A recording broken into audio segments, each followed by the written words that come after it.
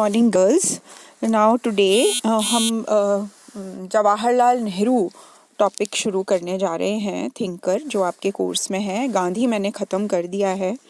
तो जैसा कि आपको पता है, प्रथम प्राइम मिनिस्टर थे श्री जवाहरलाल नेहरू हमारे देश के, और उन्होंने ही नींव रखी जो भी नीतियां हैं और जो हमारे देश के जो सपने हैं उनको उन्होंने साकार रूप दिया। और यहाँ तक कि वो संविधान सभा में भी उन्होंने अहम भूमिका निभाई। तो नेहरू का जन्म 14 नवंबर 1889 को इलाहाबाद में हुआ था। और आपको पता ही है, उनके पिता भी बहुत फेमस बैरिस्टर थे, पिता मोतीलाल नेहरू और माँ स्वरूप रानी। और ये कश्मीरी ब्राह्मण परिवार जो था उससे बिलोंग करते थे। तो प्रारंभिक शिक्षा दीक्षा इनकी जो हुई वो स्थानीय शिक्षण संस्थाओं में हुई, और इसके बाद ये जो है इन्होंने इंग्लैंड से बैरिस्टर की जो शिक्षा है वो ग्रहण करी, और कैम्ब्रिज और इनर टेम्पल कॉलेज, इन ऐसे महान कॉलेजेस में इन्होंने अध्ययन ग्रहण किया। अब हम आते हैं इनकी जो प्रमुख रचनाएं हैं उस पर। तो नेहरू की जो प्रमुख रचनाएं हैं उनमें भारत एक खोज यानी डिस्कवरी ऑफ इंडिया, उस पर एक सीरियल भी बन चुका है, बहुत फेमस। एंड आत्मकथा, फिर विश्व इतिहास की झलकियाँ, भारत एवं विश्व, भारत की एकता, और पिता के पत्र पुत्री के नाम, ये बहुत ही पढ़ने लायक हैं। और ये सब इनकी रचनाएं हैं। और आपको पता है कि इन्होंने अब हमारे राष्ट्रीय आंदोलन में भी बहुत अहम भूमिका निभाई। और 1929 में जो कांग्रेस का लाहौर अधिवेशन था उसका अध्यक्ष इनको बनाया गया, और इन्होंने अपने राष्ट्रीय आंदोलन का लक्ष्य पूर्ण स्वतंत्रता की प्राप्ति को रखा। फिर 1931 में कांग्रेस के कराची अधिवेशन में नेहरू ने भारत की आर्थिक समस्याओं पर गंभीर विचार प्रस्तुत किए। और 1938 में नेहरू को कांग्रेस की राष्ट्रीय योजना समिति का भी अध्यक्ष बनाया गया। तो इस तरीके से हम देखते हैं कि नेहरू जी ने राष्ट्रीय आंदोलन में भी सक्रिय भूमिका निभाई, और तत्पश्चात ये भारत के प्राइम मिनिस्टर भी बने। तो अब इनका जो चिंतन है उसमें यदि हम मानवतावाद की बात करें तो मानवतावाद की कुछ प्रमुख विशेषताएं जो हैं वो देखने को मिलती हैं नेहरू के मानवतावाद में। तो पहली विशेषता है, मानवतावाद एक अत्यंत प्राचीन धारणा है और इसकी मूल मान्यता है कि व्यक्ति स्वयं अपना साध्य है और सभी कुछ मात्र साधन है।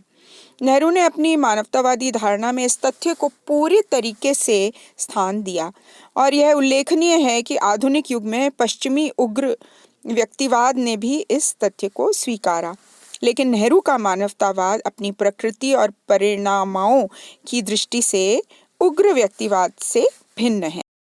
किस तरीके से? नेहरू का मानवतावाद अपनी प्रकृति से उग्र व्यक्तिवाद से भिन्न किस मायने में है कि ये राजनीतिक दृष्टि से उदार है एवं नैतिक व्यक्तिवाद के निकट है, लेकिन सामाजिक व आर्थिक दृष्टि से नेहरू का जो ये मानवतावाद है आधुनिक युग की लोकतांत्रिक समाजवाद की धारणा के अत्यधिक निकट है। फिर नेहरू ने अपने मानवतावादी जो धारणा है उसमें व्यक्ति के बौद्धिक पक्ष के साथ उसके नैतिक पक्ष की भी यानी नैतिक पक्ष को बहुत उचित स्थान और महत्व दिया है।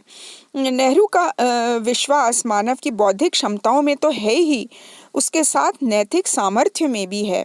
और उल्लेखनीय बात यह है कि नेहरू ने किसी धार्मिक विश्वास के आधार पर मानव में नैतिक चेतना व प्रवृत्ति के अस्तित्व को नहीं स्वीकारा, बल्कि मानव की एक ऐसी सहज और रहस्यमयी मूल प्रवृत्ति इसको माना जो इतिहास की कसौटी पर खरी उतरती है, और इसको प्रमाणित भी किया जा सकता है। नेहरू का मत है कि मानव में निहित उसकी नैतिक प्रवृत्ति उसे वैयक्तिक और सामाजिक जीवन में सत्य, अहिंसा, न्याय, स्वतंत्रता तथा मानव सेवा जैसे उच्च नैतिक मूल्यों और उद्देश्यों के प्रति निष्ठावान बनाती है और उसे अपने कर्तव्यों के पालन का दृढ़ संकल्प प्रदान करती है। फिर नेहरू की जो ये मानवतावाद की धारणा है, इसमें सभी व्यवस्थाएं और उनकी संस्थाएं मानव के नैतिक व्यक्तित्व के उत्थान के साधन हैं। और अपनी इस मान्यता के प्रकाश में नेहरू ने व्यक्ति के अधिकारों और राज्य के कार्यक्षेत्र पर विचार किया है। उन्होंने व्यक्ति के लिए ऐसी अधिकार व्यवस्था का समर्थन किया है जो उसके नैतिक व्यक्तित्व के विकास में सहायक हो। और सबसे उल्लेखनीय बात यहाँ पर भी यह है कि राज्य का कार्यक्षेत्र पुलिस कार्यों तक सीमित नहीं रखा उन्होंने, बल्कि राज्य को ऐसे कार्य अधिकाधिक मात्रा में करने चाहिए उसकी हिदायत दी कि नैतिक विकास की बाधाओं को वो हटाएं और नैतिक विकास के अवसर प्रदान करें जनता को। ऐसी उनकी मान्यता थी। प्लस नेहरू ने अपने मानवतावाद की धारणा का समर्थन आध्यात्मिक आधार पर भी किया है और उन्होंने लौकिक आधार पर किया है, आध्यात्मिक आधार पर किया है और इस दृष्टि से उनकी इस धारणा को लौकिक मानवतावाद भी कहा जा सकता है। नेहरू पारलौकिक सुखों के बारे में पूर्णतः संशयवादी हैं और वे व्यक्ति के लौकिक जीवन को ही नैतिक दृष्टि से श्रेष्ठ बनाने में विश्वास रखते हैं। फिर एक मानवतावादी चिंतक के रूप में नेहरू ने अपनी संपूर्ण विचारधारा का मूल केंद्र मानव को स्वीकारा है। और नेहरू का जो मानवतावाद है, समाज में जो व्याप्त अपने गरीबी, बेरोजगारी, अशिक्षा, शोषण और पिछड़ापन है, उसको मिटाकर न्यायपूर्ण और मनोवांछित समाज व्यवस्था की स्थापना का समर्थक है। और उल्लेखनीय बात यहाँ पर भी यही है कि ऐसी आदर्श समाज व्यवस्था की कल्पना उन्होंने की जिसमें कि लोकतांत्रिक समाजवादी राज व्यवस्था जो है वो रखी जाए और मूल आस्था तो स्वयं मानव की उस नैतिक चेतना और नैतिक प्रवृत्ति में है उनके अनुसार, जो उसके स्वभाव का मूल अंग है और इसीलिए उसके लौकिक जीवन का आधार भी है। और यद्यपि नेहरू के जो संपूर्ण जीवन दर्शन पर पाश्चात्य और पूर्वी विद्वानों और धर्मों के प्रभाव देखने को मिलते हैं, लेकिन उनकी विशेषता यह है कि उन्होंने इनमें से किसी का भी अंधानुकरण नहीं किया और उन्होंने अपने जीवन दर्शन का निर्माण स्वयं अपने अनुभव के आधार पर किया है। मूलतः अनुभववादी चिंतक हैं वो और एक खोजी प्रवृत्ति के व्यक्ति, और उन्होंने अनुभव की कसौटी पर जिस विचार को जिस सीमा तक सत्य पाया उसे उन्होंने उसी सीमा तक स्वीकार भी किया। यहाँ पर यह कहना उचित होगा कि यदि नेहरू न तो नास्तिक हैं और न वे आस्तिक हैं, तो इसका प्रमुख कारण उनका अनुभववादी होना बताया जाता है। और उन्होंने इतिहास में निहित संघर्ष के तथ्य को स्वीकारा, लेकिन इतिहास में ही निहित मानव की जो नैतिक प्रवृत्ति और सहयोग के जो गुण हैं उसको अपना आदर्श बनाया। अब दूसरी इनकी जो प्रमुख मान्यता है वह है इतिहास संबंधी इनका दृष्टिकोण। तो नेहरू ने स्वयं की इतिहास संबंधी धारणा जो है वो ऐतिहासिक समाज शास्त्रीय मानी जाती है, जिस पर एक बड़ी मात्रा में कार्ल मार्क्स का प्रभाव हमें देखने को मिलता है। और उन्होंने अपनी इस जो पुस्तक है ग्लिम्पसेस ऑफ वर्ल्ड हिस्ट्री, उसमें मार्क्स की तरह उन भौतिक परिस्थितियों और संदर्भों का उल्लेख भी किया है जिनमें विभिन्न सामाजिक और राजनीतिक घटनाएं घटित हुई।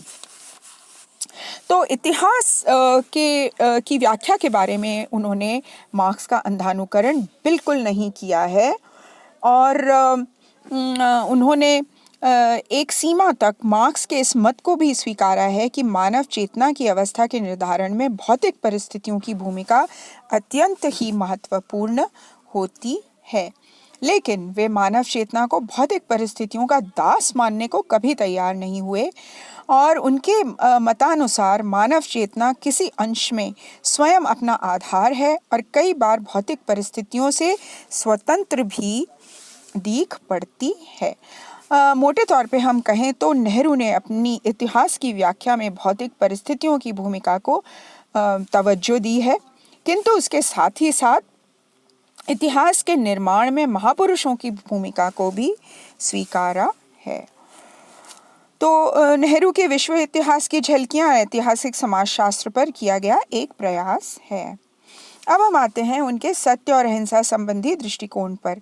तो नेहरू के सत्य में आस्था थी और लेकिन वो गांधी के इस विचार से सहमत नहीं थे कि सत्य ही ईश्वर है। और गांधी का कथन मूलतः निरपेक्ष सत्य के बारे में है, जिसे नेहरू एक अज्ञात व रहस्यमयी धारणा मानते थे। और नेहरू के लिए सापेक्ष सत्य मानव के अंतःकरण की आवाज़ नहीं है, बल्कि यह एकमात्र लौकिक सत्य ही है।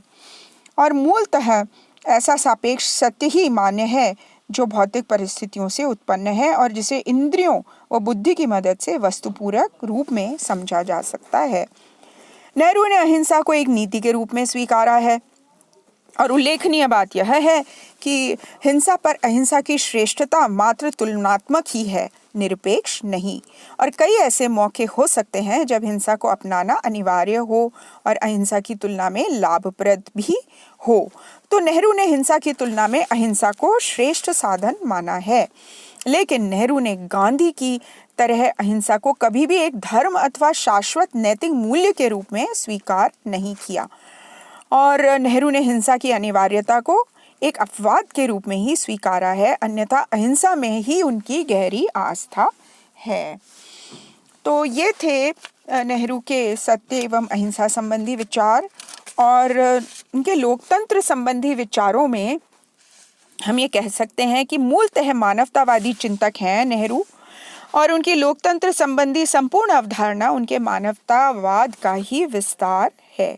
और एक अनुभववादी चिंतक के रूप में नेहरू ने लोकतंत्र की अवधारणा को अत्यंत व्यापक, बहुआयामी और गत्यात्मक माना है और इसे स्वयं में साध्य नहीं अपितु मानव कल्याण का एक प्रभावशाली साधन स्वीकार किया है।